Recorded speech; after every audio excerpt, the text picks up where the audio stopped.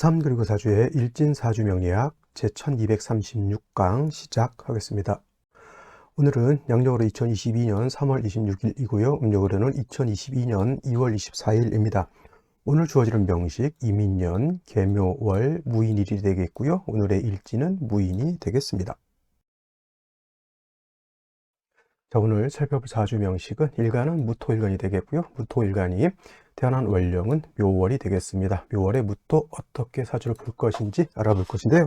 첫 번째 사주를 볼 때 제일 중요한 건 일간이 되겠고, 오늘 일간 천간 다섯 번째 글자가 되겠습니다. 오행으로 구분하게 되면 목화토금수라고 하는 오행으로 구분하게 되면 무토가 되겠습니다. 흙의 기운을 가지고 있는 글자가 되겠고요. 다시 음과 양으로 구분했을 때 이건 양토라고 볼 수가 있습니다. 명리를 처음 배울 때 기본적으로 양이 무엇이냐, 그 다음에 오행이 무엇이냐 이를 놓고 보게 되는데, 음과 양이라고 하는 것은 서로 상반되면서 서로 미워하고 실토하는 시기하는 그런 관계가 아니라 음양의 관계는 서로 보완해주고 보충해주는 그런 관계, 남자와 여자와의 관계다, 이렇게 기본적으로 이해를 해주시면 되겠고, 오행이라고 하는 것은 다섯 가지 오기라고도 이렇게 표현합니다. 그래서 오기라고 하는 것은 다섯 가지 기운을 뜻하는 것이죠. 그래서 이 다섯 가지 기운은 어떠한 기운들이 있냐면 굉장히 뜨거운 기운을 갖고 있는 것이 있어요. 뜨거운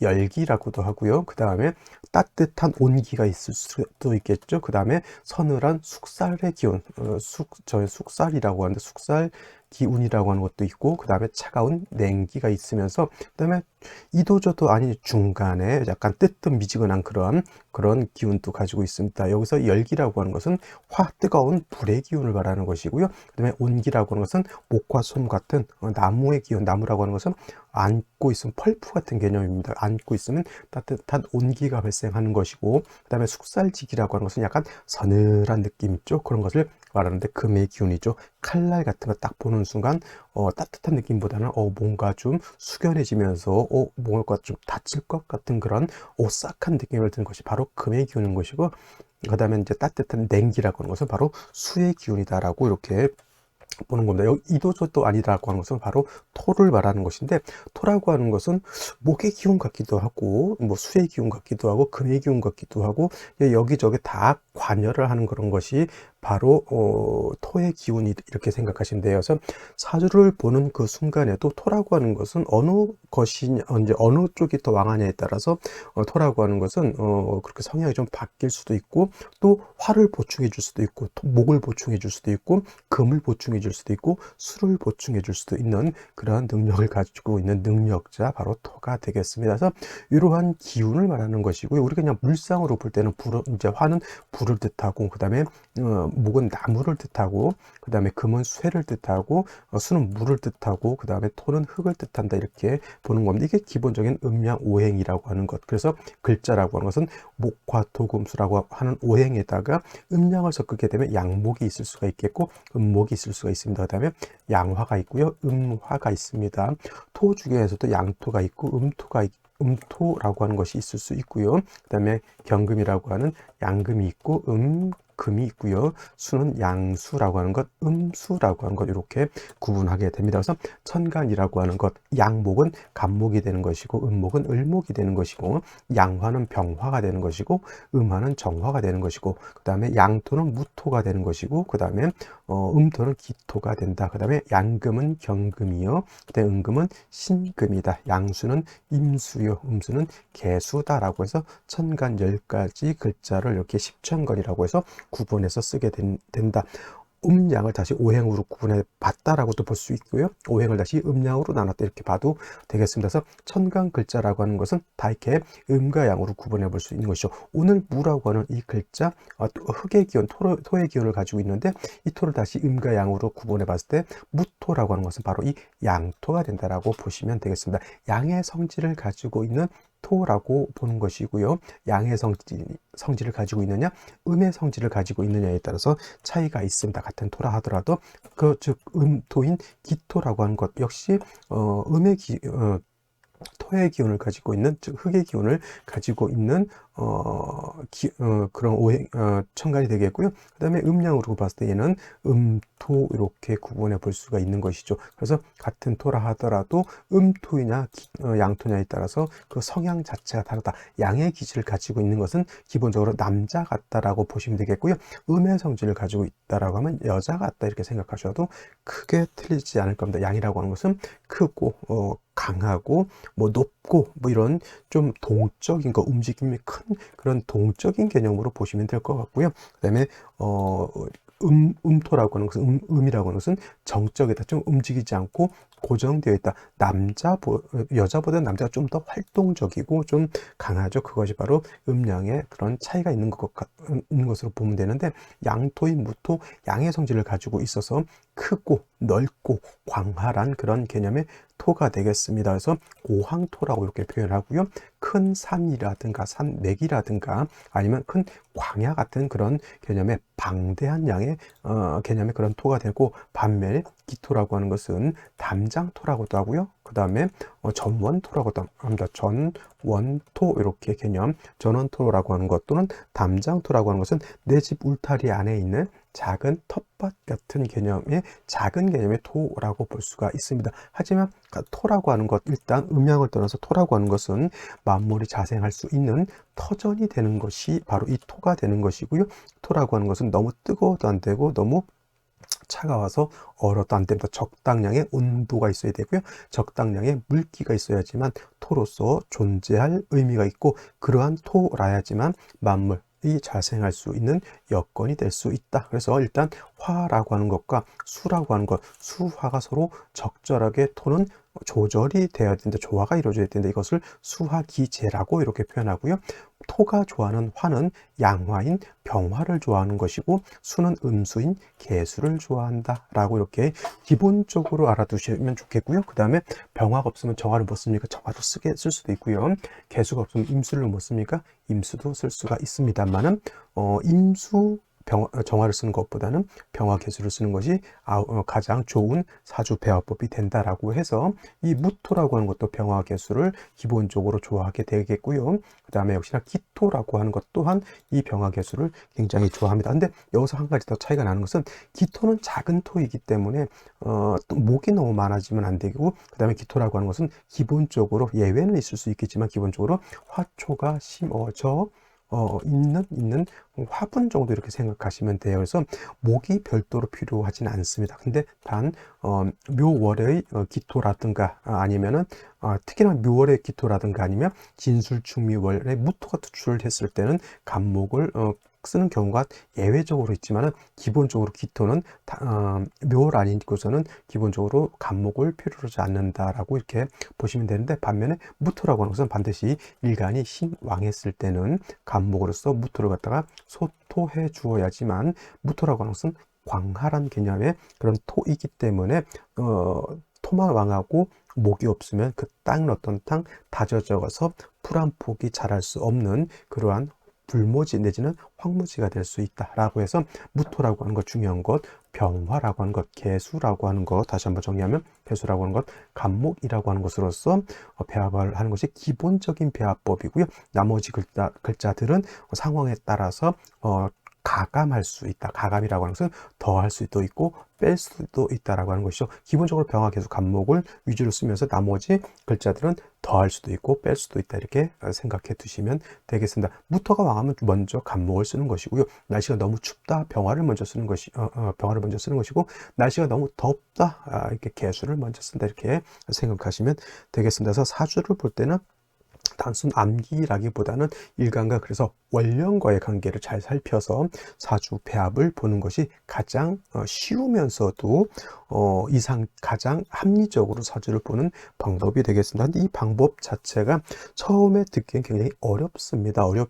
기 때문에 접근하기가 좀 쉽지 않은데, 그래서 이제 많은 사람들이 신살이라든가 공망이라든가 아니면 기타 여러 가지 잡스러운 그런 이론들에 이제 많이 빠지게 되는데, 거기 빠지는 순간 이 재미있는 명리는 나의 것이 아닌 그런 좀 요원한 그런 학문이 된다. 그래서 명리가 너무 쉬운 것도 쉽지 않은 것도 어떻게 보면 다행이라고 생각합니다. 이 명의가 너무 쉬워가지고 너도 나도 이걸 뭐 이렇게 할 수 있다라고 하면 진짜 뭐 세상이 어떻게 됐을지 좀 의문스럽기도 합니다. 이 말도 안 되는 이론 가지고도 사람들을 많이 혹세무민하는 사람들이 있는데, 그래서 저 같은 경우는 이제 적당히 어려운 것도 뭐 나쁘지 않다 이렇게 생각하고요. 그 다음에 무토가 태어난 월령 묘월에 대해서 한번 알아보도록 하겠습니다. 자, 무토일간이 태어난 월령 묘월이 되겠습니다. 묘월이라고 하는 것은 춘절이죠. 춘절이라고 하는 것은 봄이라고 하는 뜻이고요. 묘진월이 모두 춘절 봄이 되겠습니다. 인월은 초춘이라고 말씀을 드렸고요. 묘월은 중춘이라고 합니다. 그 다음에 진월은 모춘이라고 해서 늦봄이 되겠고요. 진월이 넘어가게 되면 이제 사오비라고 하는 여름으로 넘어가게 됩니다. 자, 인묘진월 동방에 속합니다. 동쪽이 되겠고요. 기본적으로 목이 왕한 모강절이 된다. 단 한 가지 실질적으로 목이 왕한 계절은 인묘월이 가장 목이 왕한데, 인월은 목이 임간지가 돼서 왕하고요. 그 다음에 지금 묘월은 목의 제왕지가 돼서 왕합니다. 단 한 가지 진월은 그냥 진월만 딱 놓고 봤을 때 이거는 목이 왕하다라기보다는 이건 토가 왕한 토왕절로 보는데, 왜 그러면 진월을 모광절로 봅니까? 라고 하면 권역이라고 하는 것이죠. 인묘진월이라고 하는 것은 이건 동방목이라고 해서 목이 왕한 계절이면서 진토 안에는 계수 을목을 가지고 있기 때문에 토이긴 하지만 목의 기운을 가지고 있어서, 아까 제가 음양과 오행을 설명할 때 토라고 하는 것은 목을 도울 수도 있고 화를 도울 수도 있고 그 다음에 금을 도울 수도 있고 수를 도울 수도 있는데, 이 진토라고 하는 것이 다시 목이 왕해지게 되면 오히려 토라고 하는 성분보다는 목으로 화하는 그런 성분으로서 변할 수도 있다라고 하는 것이고요. 뭐 진수충비토가 다 그렇습니다. 그래서 인묘진월이 동방목으로서 목이 왕한 계절이긴 하지만 실질적으로 목이 왕한 것은 인월과 묘월이고요. 진월이라고 하는 것은 토가 왕한 계절, 이렇게 생각해 두시면 되겠습니다. 그래서 인월과 묘월 목이 왕한 그런 계절. 단 반면에 무토, 화토 동궁이라고 하는 말이 있습니다. 화토 동궁이라고 하는 것이 있는데, 화토는 함께 움직입니다. 화토 동궁이라고 하는 말이 있고 수토 동궁이라고 하는 말도 있는데, 화토 동궁은 명리학에서 이렇게 치유하는 걸로 보시면 되겠고요. 수토 동궁은 주로 이제 풍수지리 쪽에서 이렇게 수토 동궁을 취한다고 제가 알고 있습니다. 제가 뭐 풍수를 전문적으로 배운 건 아니기 때문에. 그래서 명리에서는 화토 동궁을 하기 때문에 화가 왕해지면 왕해질수록 토가 같이 왕해진다, 이렇게 생각하시면 되겠고요. 그 다음에 인월은 포태법으로 놓고 봤을 때 화토는 여기가 뭐야? 장생이 되죠. 그래서 화뿐만 아니라 토도 장생이 되는 것이고요. 묘월은 화토의, 그래서 여기는 묘지가 아니라 포태 양생, 목욕지가 되죠. 목욕지. 그렇게 해서 화토가 세력이 있다라고 보지만은 실질적으로 인묘월은 목이 왕한 계절이기 때문에 목은 화를 생하기 때문에 병화라든가 정화가 인묘월에 태어나게 되면 인성인 화의 생주를 받기 때문에 화가 실제 왕한 건 맞지만은 토는 극토를 당하기 때문에 화토가 동궁한다 하더라도 화는 인묘월에 왕하게 보지만 토는 인묘월에 상대적으로 약하게 되죠. 그래서 무토라고 하는 것이 묘월에 태어나게 되면 비록 목욕지에 태어난 것이지만 월령 스스로가 너무 목이 왕한 모광절이기 때문에 상대적으로 어떻다? 신약하다. 그래서 화토가 동궁하지만 인묘월만큼은 목이 그렇게 왕하지 않다. 토가 왕하지 않다라고 보는데, 토 자체가 약해서 약한 것이 아니라 상대방 목이 너무 약해서 상대적으로 약한 거예요. 예를 들면 이런 거지만요.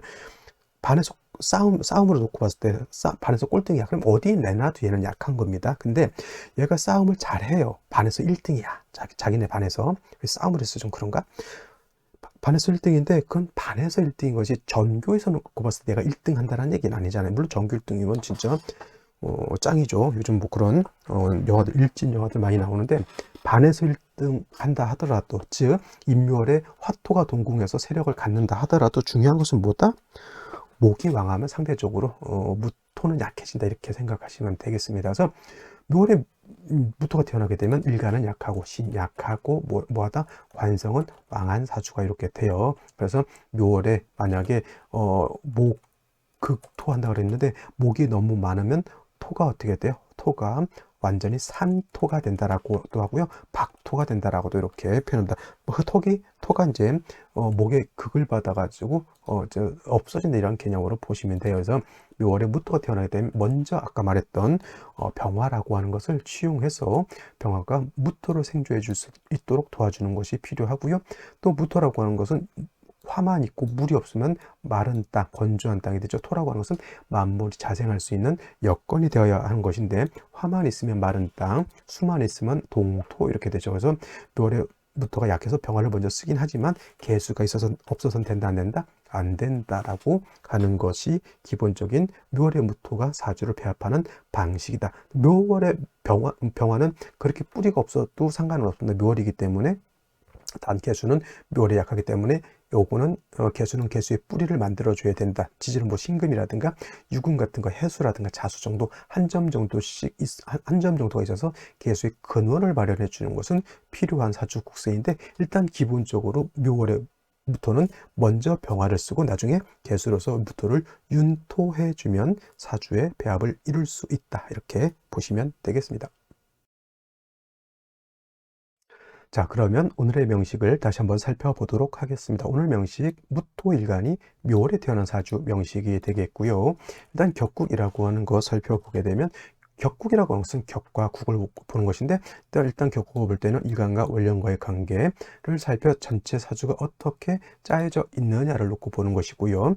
무토라고 하는 것은 양토가 되고요. 그 다음에 월지에 있는 묘목이라고 하는 것은 음목이 됩니다. 그래서 일간과 원령과의 관계는 양대, 모, 음이 되는 것. 그 다음에 목이라고 하는 것은 토를 극하는 것, 즉 일간 무토를 월지에 있는 목이 극하는 거죠. 극아자라고 표현합니다. 나를 극한다라고 해서 극아자고요. 극아자 관성이 되겠고, 관성이라고 하는 것은 다시 정관과 편관으로 구분하게 되는데, 정관이라고 하는 것은 일간과 관성과의 관계가 음대양, 양대음의 관계가 되면 이걸 정관이라고 표현하고, 그 다음에 일간과 관성과의 관계가 음대음 또는 양대양 해서 음과 양의 조화가 이루어지지 않는다면 이거는 편관 또는 칠살이라고도 이렇게 표현합니다. 오늘은 양대음의 관계가 성립이 되기 때문에 편관 칠살이 아니라 정관이 될 것이고요. 그 다음에 격은 정관, 격 이렇게 보시면 되는데 문제는 뭐냐? 묘월은 일간은 약하고 뭐가 왕하다? 목이 왕하다.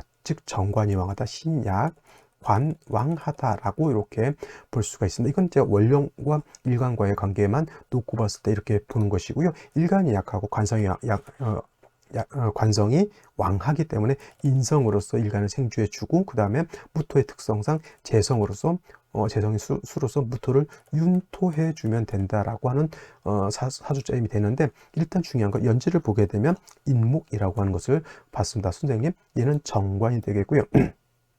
얘는 칠살 편관이 되니까 이거 관사론잡 아닙니까? 이렇게 놓고 보실 수도 있는데 이 정도 보면은 저건 관사론잡이라기보다는 일간이 약하고 관살이 혼잡되어 있다라기보다는 그냥 살중신경하다 이렇게 보는 것이 더 맞습니다. 이거는 일간이 좀 어느 정도 세력이 있어야지 관사론잡을 논하는 것인데 이거는 일방적으로 관살에 일간이 뭐 쉽게 말하면 다구리를 다구리 이거는 아니 전문 용어라 그렇고 왕한관살일간이 극을 받고 있기 때문에 이건 엄밀히 따지면 관사론잡이 아니고 살중신경으로 보는 것이 맞다. 아까는 신약 관왕이라고 했지만 이거는 신약 살왕으로 보는 것이 더욱 타당하겠고요. 그 다음에 일지를 보더라도 다시 또 인목을 봤습니다. 이거는 살중신경으로 보는 것이 타당한 사주국세. 아무리 개수가 무토를 윤토하고요. 임수가 무토를 윤토한다 하더라도 일단 임계수가 뿌리가 없는 것도 한 가지 포인트. 그 다음에 수는 어차피 목을 생각하기 때문에 이거는 신약 사랑 살중신경에서 만약에 저 수가 다시 세력을 넣는다면 이거는 제살태왕한 그런 사주국세로 바뀐다. 신약 사랑이 됐든 신약 관왕이 됐든 제살태왕이 됐든 중요한 핵심 포인트 하나 뭐예요? 일간이 신약하다가 핵심 포인트. 일간이 약하면 어떠한 것도 감당할 수 없다. 어떤 분이 목카페에서 이제 제가 뭐 일간이 약하냐 저쪽 하길래 제가 비유를 이제 일간이 약한 것을 비유를 어떻게 들었냐면은 하나의 나약한 인간이 태산을 옮기는 것과 같다 이렇게 말씀을 드렸습니다. 일간이 약하면 식상, 재성, 관성을 모두 감당할 수가 없으니 약한 일간은 하나의 작은 개인이 되는 것이고요. 식재관이라고 하는 것은 큰 태산인데 내가 약해서 그 왕한 태산, 식재관을 감당할 수 없다는 표현을 약간은 나름대로 시적으로 표현했는데 이해하기가 좀 어려웠는지 모르겠지만 하여튼 뭐 그런 적이 있었습니다. 그래서 일간은 어느 정도 세력이 있어야지만 식재간을 감당할 수 있다. 그래서 말씀드렸던 것처럼 인성인 화를 얻어서 저 무토를 갖다 생주해 주는 것이 이 3주까지만 놓고 봤을 때 가장 급선무가 될 것이다. 이렇게 보시면서 생시를 보도록 하겠습니다. 자, 생시를 보도록 하겠습니다. 제일 먼저 임자시를 보죠. 임자시. 임자시가 되면은 3주까지만 놓고 봤을 때 뿌리가 없었던 임수개수가 자의 뿌리를 얻죠. 통근할 수 있다. 뿌리를 둔다라고 하는 것, 제가 이제 표현할 때 뿌리를 둔다라고 하는 개념은 명량용어로 통근한다라고 개념으로 생각하시면 돼요. 임수개수가 시지에 있는 자수에 통근할 수 있고요. 그다음에 시간에 있는 임수도 통근할 수 있죠. 이것이 아까 말했던 제가 뭐예요?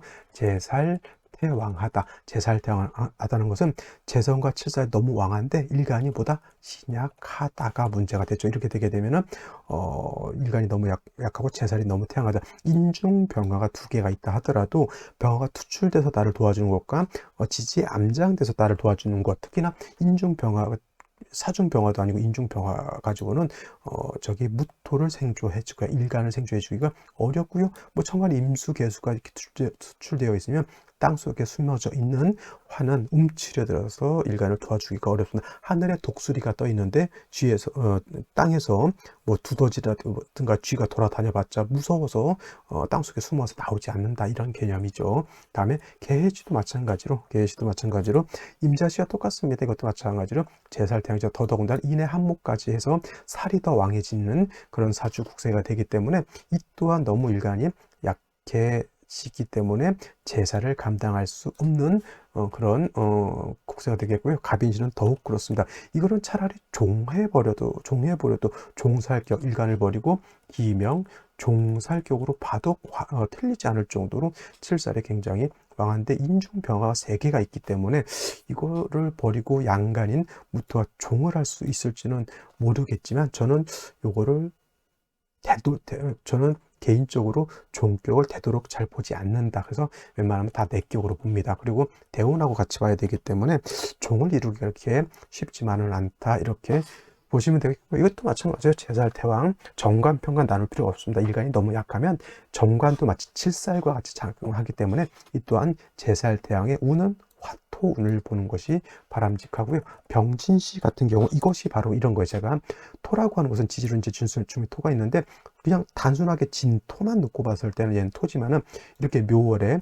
인목까지 보고 진토가 있으면 인묘 진 방합을 형성하기 때문에 저 진토는 목을 오히려 더 강하게 만들어주는 그런 역할을 한다, 이렇게 보실 수 있습니다. 그렇다 하더라도 일간 자체가 진의 통근을 전혀 못하냐, 그러지는 않습니다. 통근 뭐 할 수는 있습니다, 당연히. 근데 목이 원체 왕하니까 그 뿌리가 좀 많이 약해져 있다 라고 볼 수는 있겠지만 100% 진토가 목으로 바뀌었다, 이렇게 보지는 않습니다. 다행스럽게 병화가 천간에 투출되어 있기 때문에 목생화, 화생토 해서 이 사주는 뭐예요? 살, 인, 상, 생하는 그런 사주 국세가 된다.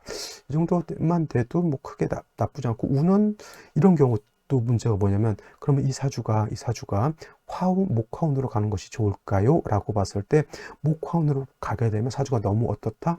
조열해지는 단점이 있고요. 차라리 이거는 금수운으로 가서 수기가 살아나더라도 나쁘지 않은 것이 뭐냐? 병화가 투출되어 있기 때문에. 그래서 병진시 같은 경우는, 저 같은 경우는 이거는 저는 금수운으로 가는 것이 더 낫다라고 생각하고요. 정사지 마찬가지로 이것도 어디로 가야 된다? 천간에 있는 임계수가 뿌리가 전무하기 때문에 이 또한 말씀드렸던 것처럼 금수운으로 간다. 무엇이 어떻다? 이것도 마찬가지로 금수운으로 가야 된다라고 하는 거. 이거는 왜 그러냐면 천간에 임계수가 뿌리가 없기 때문에 그렇고요. 차라리 정사시가 돼서 금수운으로 가는 것이 가장 제가 봤을 땐 병진시도 나쁘지 않지만 바람직하고, 무오시도 그냥 그럭저럭한데 기미시 같은 경우는 만약 이것이 임계수가 예를 들어서 뿌리가 없어서 금순으로 간다? 그러면 이 김희씨가 병진이라든가 정사시만큼 좋을까요? 아니면 병진시라든가 정사시보다는 기운이 떨어질까요? 당연히 이건 병진 정사보다는 기운이 많이 떨어진다, 이렇게 봐야 됩니다. 그거는 여러분들이 한번 왜 그런지 한번 생각해 보시기 바라고요. 그 다음에 경신시가 되면은 이거는 뭐 일간이 약한데 인신상충되는 것도 좋지 못하고요. 금이 약한 무토의 기운을 설계하는 것도 나쁘다라고 볼 수가 있겠죠. 신유시 마찬가지로 역시나 이거는 충운되지 않는다 하더라도 약한 무토의 기운을 더욱더 뺏어가는 역할. 이것은 어떤 분들 묘유충되지 않습니까? 이렇게 보시는 분들도 있는데 이거 떨어졌기 때문에 원격은 충이 되지 않는다 이렇게 보는 것이 더 맞다 이렇게 생각합니다. 어떤 분들은 뭐 이런 시간에 있는 것이 또 연간에 있는 것을 충하고 또 시간에 있는 것이 또 연간 것과 합도한다 이렇게 보시는 분들이 있는데, 물론 이제 나름대로 이렇게 보시는 근거가 있겠지만 저는 그렇게 보지 않는다. 그리고 저한테 배우시는 분들은 그렇게 보지 않기를 바라면서 오늘 강의는 여기서 마치도록 하겠습니다. 감사합니다.